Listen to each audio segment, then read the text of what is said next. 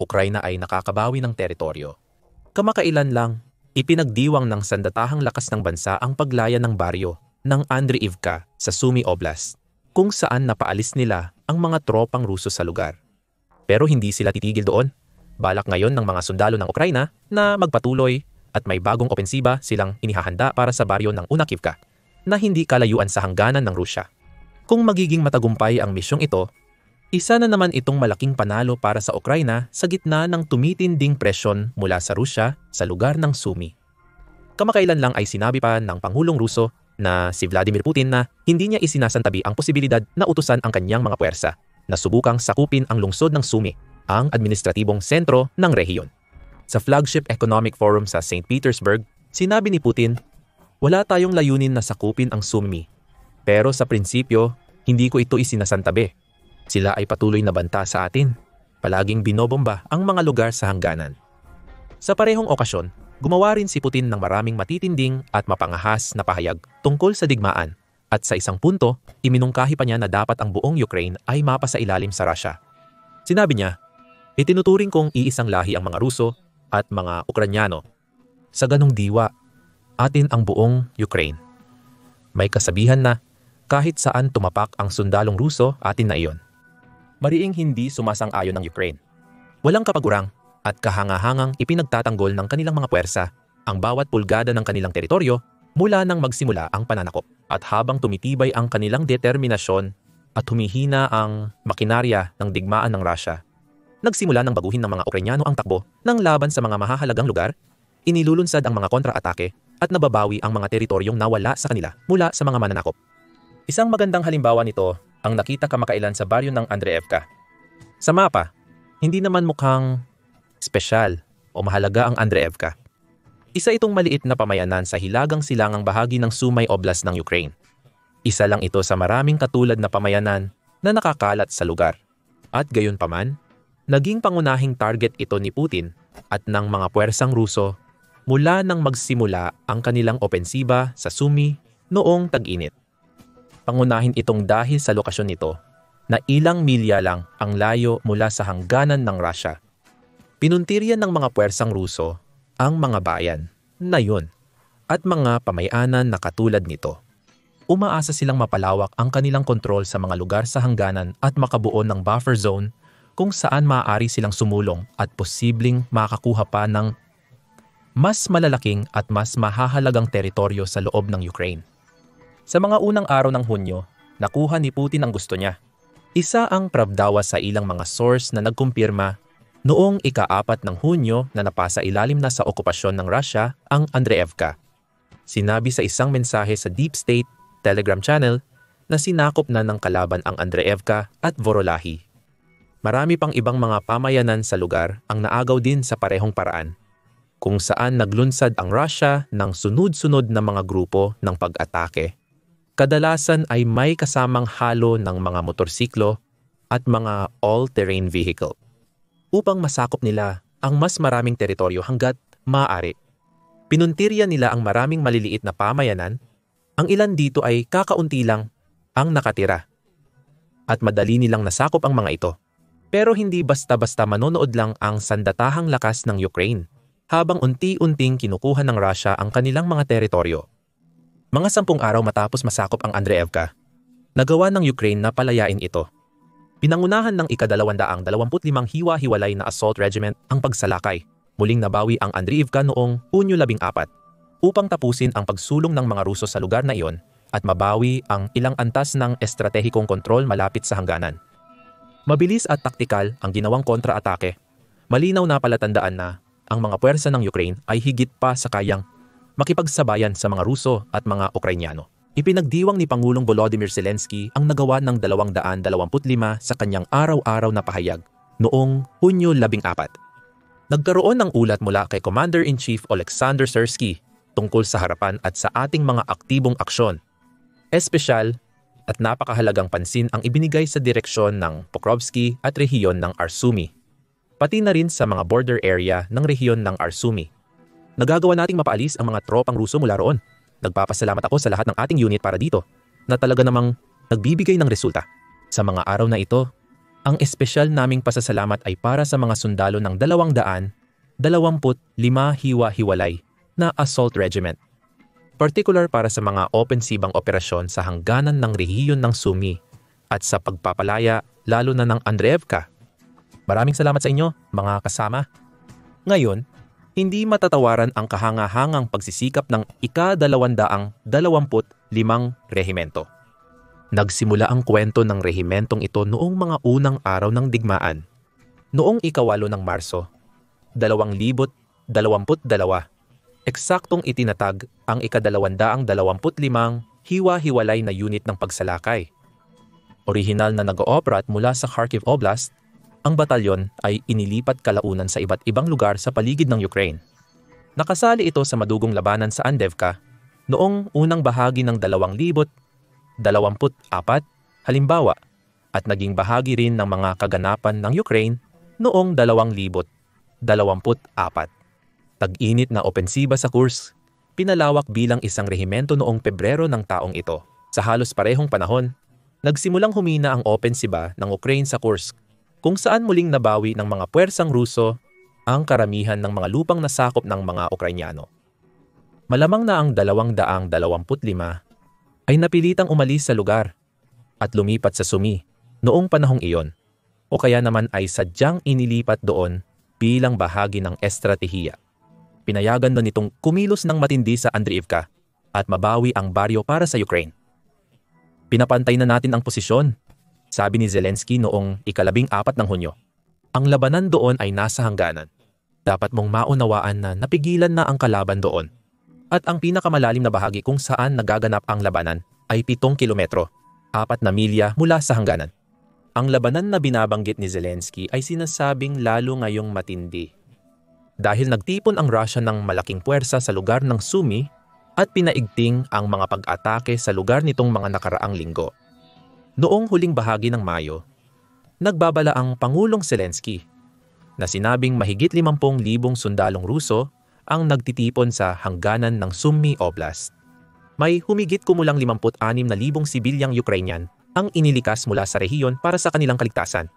Simula noon, naglunsad na ang Russia ng maraming pag-atake sa lugar. At pagsapit ng kalagitnaan ng Hunyo, iniulat ng mga pahayagan tulad ng New York Times na nasakop na ng Russia ang hindi bababa sa 12 baryo. Ngunit isa-isang nababawi ng Ukraine ang mga baryo, ipinapakita ang tapang at determinasyon na naging kakikitaan ng kanilang sandatahang lakas at ng buong mamamayan. Sa kanyang pahayag noong Hunyo 20, pinuri ni Pangulong Zelensky ang ginawa ng kanyang mga sundalo sa lugar ng Sumy. Ngayon, nagkaroon ng pagpupulong ang mga tauhan, isang napakadetalyadong ulat tungkol sa harapan. Partikular na binigyang pansin ang rehiyon ng Sumy sa mga operasyon sa mga lugar malapit sa hangganan. Nagpapasalamat ako sa ating mga unit para sa kanilang katatagan. May iba't ibang plano at layunin ang mga Ruso doon. Talagang baliw sila gaya ng dati. Pinipigilan natin sila at pinapawi ang mga mamamatay taong ito. Ipinagtatanggol natin ang ating rehiyon ng Sumy. Ang Andreevka ay isa sa mga pangunahing lugar na gustong-gustong ipagtanggol ng Ukraine. At noong Hunyo 22, tuluyang napalaya ang baryo. Ayon sa mga ulat, may ilang puwersa ng Russia na nanatili sa lugar matapos pumasok ang 225 sa baryo noong Hunyo 14. Pero sa linggong lumipas mula noon, ang natitirang tropa ng Russia ay napatay o napaalis matapos ang matagal na labanan. Isang post sa Telegram sa Deep State Channel ang nagpaliwanag na ang mga puwersa ng depensa ng Ukraine ay napalaya ang Andreevka sa rehiyon ng Sumy at nagawang patatagin ang kanilang kaliwang panig. Ang 225 hiwa-hiwalay na Assault Regiment matapos ang matagal na labanan at paglilinis ng baryo mula sa mga tropang Ruso ay nagawang kontrolin ang lugar. Ang mga aksyong ito ay nagtagumpay una sa pag-divert ng mga puwersa mula sa ibang mga baryo dahil ang kalaban ay naghukay na sa Andreevka. At pangalawa, sa pagpigil ng karagdagang pag-usad patungo sa mahahalagang pamayanan ng Kotin at Piskarevka. Ang 225 and each Infantry Division ay nananatiling isa sa iilang unit na may kakayahang magsagawa ng matagumpay na opensibang operasyon. Kasabay nito, alam ng mga nakakaunawa sa tunay na sitwasyon na ang 200 at 25 tha ay mas kaunti ang tinatamong casualty. Tulad ng binanggit ng Post, may dalawang malaking benepisyo para sa Ukraine mula sa ganap na paglaya ng Andreevka. Una, nakatulong ito upang pahinain ang posisyon ng Russia sa mga kalapit na bayan at pamayanan sa Sumy, habang sinubukan ng mga Ruso na maghukay at patibayin ang kanilang posisyon sa Andreevka. Ibig sabihin, mas kaunti na ang depensa sa mga ibang baryo ngayon, at maaaring mas madali para sa mga puwersa ng Ukraine na mabawi ang mga ito kapag dumating ang tamang panahon. At pangalawa, sa muling pagkontrol ng Ukraine sa Andreevka, epektibong nabaliwala ang ilang linggong trabaho ng mga Ruso at napaurong palalo ang mga plano ni Putin. Hindi na nila magagamit ang Andreevka bilang isang uri ng panimulang pwesto para sa mga susunod na opensiba papasok sa teritoryo ng Sumy, na target ang mga lugar tulad ng Kotin at Pisarivka. Sa halip, kung gusto nilang makuha ang ganung mga tagumpay, kailangan muling bawiin ng mga Ruso ang Andreevka. Sa madaling salita, si Putin ay bumalik ulit sa simula, pero ngayon ay may dagdag na bilang ng mga nasawi na kailangang harapin ng kanyang hukbo. At kahit na mag-utos pa siya ng panibagong opensiba sa Andreevka ngayon, handa ang Ukraine para dito. Ipinagpatuloy ng Deep State Telegram Post ang pagpapaliwanag tungkol dito. Ang 110 Motorized Rifle Brigade ay ipinadala sa baryo upang tumulong sa pagpapatibay at pagtatanggol ng lugar. Kaya kahit na magsimula ng pag-atake ang isang alon ng mga Russian all-terrain vehicle at tropang nakamotorsiklo, nakaabang ang mga Ukrainian na tagapagtanggol upang salubungin sila. Mayroon ding ikatlong benepisyo mula sa muling pagbawi ng Ukraine sa Andreevka. At marahil ito ang pinakamahalaga sa lahat. Pinapayagan nun ito ang mga sandatahang lakas ng Ukraine na magpatuloy at mag-focus sa muling pagbawi ng kanilang susunod na target na itinutulak pong paatras ang mga Ruso. Ang susunod na target na iyon ay Unakivka.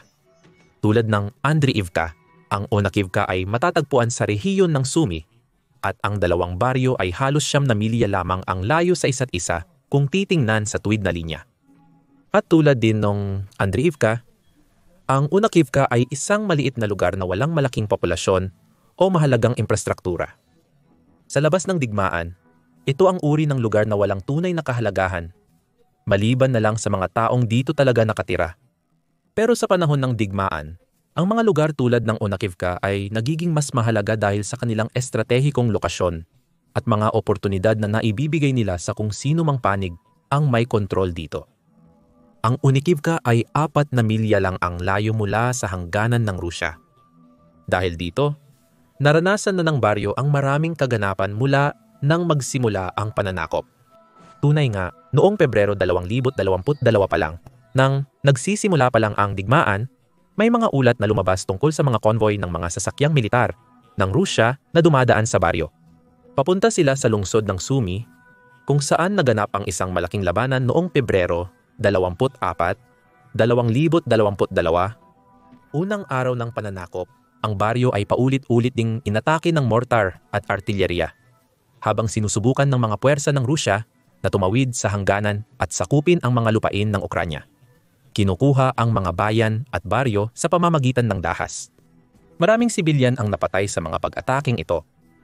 Gayunpaman, sa isang kahangahangang pagpapakita ng tapang at tibay ng loob, karamihan sa mga residente ay tumangging lumikas mula sa kanilang mga tahanan. Kahit noong sumabog ang isang bombang Ruso sa kindergarten ng baryo, marami pa ring mga lokal ang nagpasya na manatili sa kanilang kinalalagyan. Maraming mga batang lokal ang nagsimulang mag-aral ng malayuan para sa kanilang kaligtasan at mabilis na nagtayo ng isang underground na silungan ang mga taga-baryo. Tumakas sila at nagtago sa silungang iyon minsan ilang beses sa isang araw, habang patuloy na isinasabuhay ang kanilang araw-araw sa abot ng kanilang makakaya. Simula noon, sa kasamaang palad para sa mga lokal, lalong lumala ang sitwasyon. Ang baryo ay isa lamang sa marami sa lugar na napasa ilalim sa kontrol ng mga Ruso. Pero maaaring bilang na ang mga araw ng mga Ruso sa Unakivka. Kamakailan, binigyang diin ni Oleksandr Syrsky, ang Commander-in-Chief ng Sandatahang Lakas ng Ukraine, na mahalagang lugar ang Unakivka para sa Ukraine na mabawi. Isang press meeting na dinaluhan ng mga reporter mula sa iba't ibang Ukrainian news outlet tulad ng Militani. Sa nasabing briefing, ibinunyag ni Syrsky na matagumpay na nakasulong ang mga unit ng Ukraine ng mula 200 hanggang 700 metro sa iba't ibang bahagi ng mga frontline. Itinaboy nila ang mga Ruso palabas ng pinagtatalunang lugar at nabawasan ang laki ng Russian buffer zone na pilit pinanghahawakan at pinalalawak ni Putin. Ibinunyag din ni Syrskyi na aktibong inaatake ng Russia ang iba't ibang posisyon sa at paligid ng Unikivka, gayon din sa paligid ng Andriivka at kalapit na pamayanan ng Oleksivka.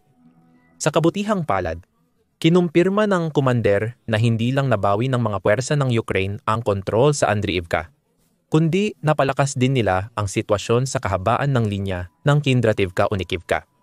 Ang mga mapa ng lugar na regular na ina-update sa Deep State website upang ipakita ang mga lugar ng pag-atake at okupasyon ng Russia, pati na rin ang paglaya ng Ukraine, ay nagpapakita kung gaano katindi ang labanan sa partikular na rehiyong ito.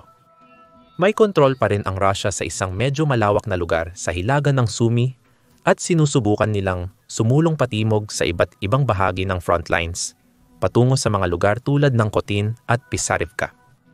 Samantala, malaking bahagi ng Unakivka area ang nasa tinatawag na gray zone, isang lugar ng aktibong labanan at pinag-aagawang kontrol, kung saan wala pang panig ang lubos na nakakapagpakita ng pagiging dominante. Sa ngayon, umaasa ang Ukraine na mababago nila ang lahat ng iyan at malapit nang magsimula ng isang seryosong opensiba sa lugar upang mabawi ng buo ang Unakivka. Kinumpirma rin ni Syrskyi na si Brigadier General Oleg Apostolna ang namumuno sa mga tropa sa Sumy area.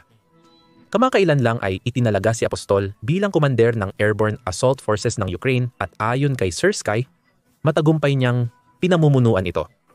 Sa edad na 38, nagtapos siya sa Ukrainian Army Academy noong 2008 na nagpakadalubhasa sa pamamahala ng labanan ng mga Air Mobile Unit.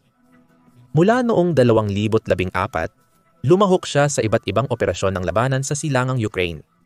At mula nang magsimula ang malawakang pananakop ng Russia, napatunayan niyang isa siyang napakahalagang miyembro ng leadership group ng Sandatahang Lakas ng Ukraine. Aktibo siyang tumulong sa pagtatanggol ng rehiyon ng Mykolaiv at pinamunuan ang iba't ibang unit sa mga lugar sa paligid ng Donetsk, Kharkiv at Luhansk. Pinarangalan siya ng titulong bayani ng Ukraine para sa kanyang serbisyo, pati na rin ng Order of the Golden Star, at sinimulan niya ang kanyang bagong posisyon noong ika-3 ng Hunyo ngayong taon.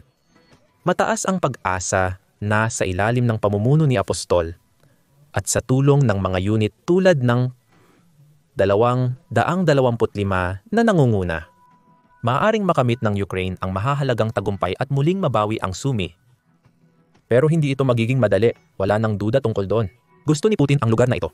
Malinaw na mula pa noong unang araw ng digmaan na ito nang magpadala ang Russia ng mga sundalo, tangke at mga armored na sasakyan diretso sa lungsod ng Sumy.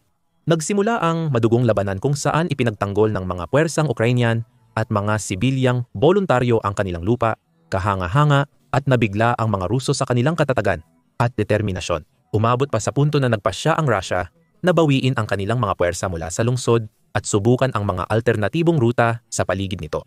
Sa pag-asang marating ang Kyiv at makamit ang tagumpay laban sa Ukraine, iyon ay isang pagkakamali. Iba't ibang maliliit na grupo ng mga sibilyang mandirigma at mga sundalong Ukrainian ang naglunsad ng sunod-sunod na ambush laban sa mga puwersang Ruso sa lugar. Matagumpay nilang napaatras ang mga ito at napanatili ang kontrol sa Sumy. Simula noon, hawak na nila ang oblast. Kahit na may mga tagumpay ang Russia sa iba pang mahahalagang lugar, nanatiling halos buong kontrolado ng mga Ukrainian ang Sumy. Napakahalaga niyan dahil sa ilang mahahalagang dahilan. Una, ang pagtatanggol sa Sumy ang tumulong para mapigilan ang mabilis na paglusob ng mga Ruso papuntang Kyiv sa mga unang yugto ng digmaan. Tuluyang winasak nito ang pag-asa ni Putin para sa isang mabilis at madaling tagumpay. At nagpadala ito ng malinaw na mensahe sa Russia at sa buong mundo na handa at kayang ipagtanggol ng Ukraine ang sarili nito. Iyon naman ang naging dahilan kung bakit nakatanggap ng napakaraming tulong ang Ukraine mula sa iba't ibang kaalyado sa buong mundo gaya ng United States. Nakita ng mga pandaigdigang leader na hindi basta-basta susuko ang Ukraine ng walang laban, kahit na mas maliit itong bansa kumpara sa Russia at mas maliit ang kanilang militar. Kaya nagpasya silang magpadala ng mga armas, sasakyan, misil at iba pa para tulungan ang Ukraine sa pakikipaglaban. Kung ang Sumy ay basta na lang bumagsak sa loob ng ilang araw at nasakop ng mga Ruso ang Kiev, malamang na hindi nagkaroon ng sapat na oras, pagkakataon o interes ang mga kaalyado sa kanluran para suportahan ang Ukraine gaya ng ginagawa nila ngayon. Maaaring inisip nilang walang saysay ang magpadala pa ng anumang armas kung mukhang mananalo na ang Russia sa digmaan sa loob lang ng ilang araw. Ang matagumpay na pagtatanggol sa Sumy ay patuloy ding nagbigay ng pag-asa at inspirasyon sa mga tao at sundalo ng Ukraine. At napakahalaga niyan para sa bansa nitong mga nakaraang taon. Patuloy na humaharap sa mahihirap at tila imposibleng mga pagsubok, nagawa ng mga Ukrainyano ang sunod-sunod na himala para mapanatiling buhay ang kanilang pag-asa sa tagumpay.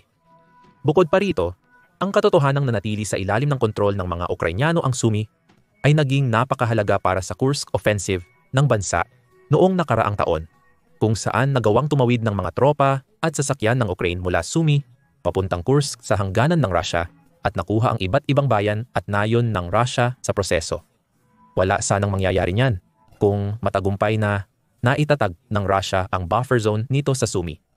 Ngayon, kinakaharap ng Ukraine marahil ang pinakamalaking hamon sa lugar na ito dahil pinapalakas ng Russia ang kanilang pagsisikap at ginagawa ang lahat ng makakaya upang makamit ang tagumpay sa Sumy. Maraming eksperto sa militar ang nababahala sa matinding labanan sa mga lugar tulad ng Unakivka, Yablonivka at Novomykolakivka, kung saan nagtitipon ang mga tropang Ruso at sinusubukang patibayin ang mahahalagang posisyon bago sumulong ng mas malalim sa oblast. Sabi ng mga analis ng Deep State, dapat bigyang pansin ang lugar sa paligid ng Loknia kung saan sinusubukan ng mga puwersang Ruso na sumulong sa silangan ng nayon at magtayo ng mga posisyon sa masukal na kagubatan patungong Sadki. Kung magtagumpay silang hawakan ang lugar na iyon, maaaring maging napakahirap ng paalisin sila roon. Sa madaling salita, hindi maaaring magkamali ang Ukraine sa mga darating na araw at linggo. Dapat itong maging walang awa, mabilis at mahusay sa mga operasyon nito, at kailangan nitong malampasan muli ang mahihirap na pagsubok upang magtagumpay sa labang ito. Ang pagkuha sa Andriivka ang unang hakbang sa laban. Kasing halaga rin ang pagkuha sa Unakivka. Napakahalaga na magtagumpay ang mga puwersa ng Ukraine dahil bawat maliit na tagumpay dito ay nagdadagdag at lahat ng ito ay tumutulong upang mapabagal pa ang paglusob ng Russia. Nagpapatuloy ang digmaan ng hindi agad nakakamit ng Russia ang ganap na tagumpay.